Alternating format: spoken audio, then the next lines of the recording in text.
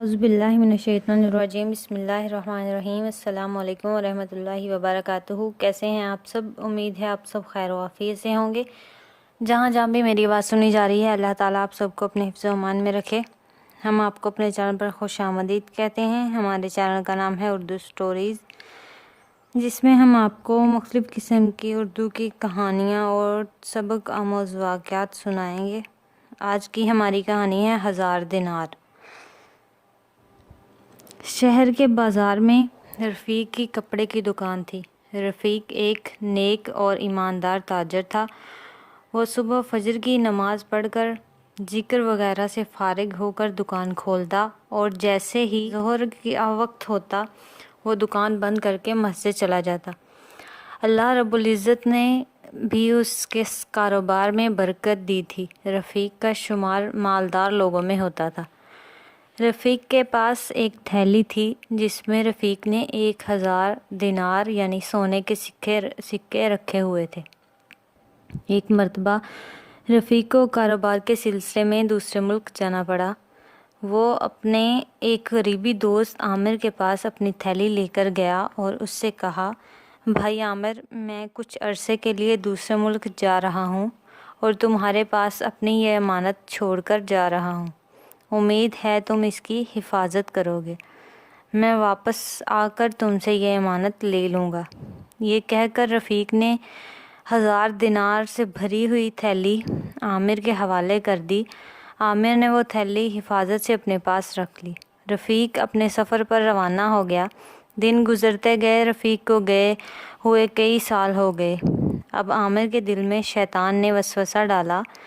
اس نے سوچا، کیوں نہ میں اس تھیلی سے سونے کے سکے نکال کر چاندی کے سکے ڈال دوں۔ رفیق واپس آ کر پوچھے گا تو میں بول دوں گا کہ تم نے تو مجھے یہی دیا تھا، میں نے اس تھیلی کو کھول کر بھی نہیں دیکھا۔ اور عامر نے اسی طرح کیا، تھیلی سے دینار نکالے اور ان کی جگہ درہم رکھ دیے۔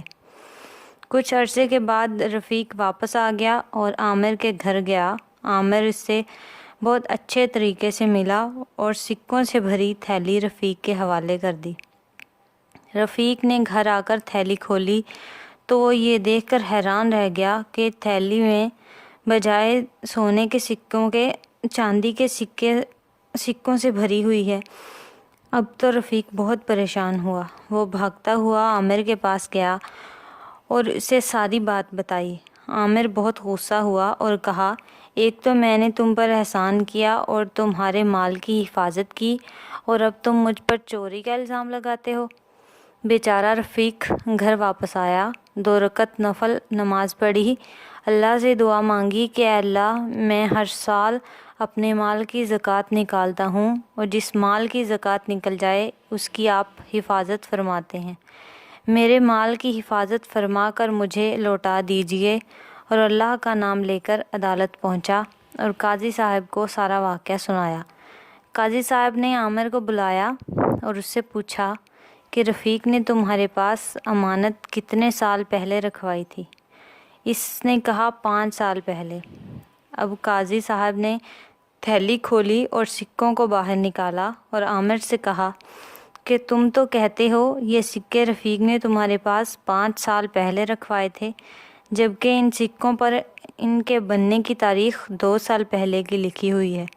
اس کا مطلب ہے کہ تم جھوٹ بول رہے ہو۔ اب جلدی سے رفیق کا مال اس کے حوالے کر دو اور سزا کے لیے تیار ہو جاؤ۔ عامر نے شرمندگی سے اپنا سر جھکا لیا اور اپنے جرم کا اقرار کرتے ہوئے رفیق کا مال اسے واپس کر دیا۔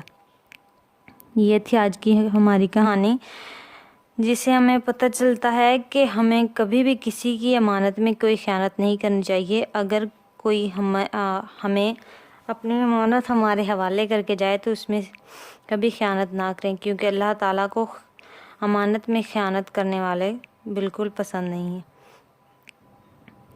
کیسی لگی آپ کو ہماری آج کی کہانی؟ اگر آپ کو ہماری کہانی پسند آئی ہیں تو شیئر کیا کریں، ہمارے یوٹیوب چینل کو سبسکرائب کریں اور بیل آئیکن کے بٹن کو ضرور دبائیں تاکہ ہماری آئندہ آنے والی ویڈیو آپ تک بر وقت پہنچ سکے۔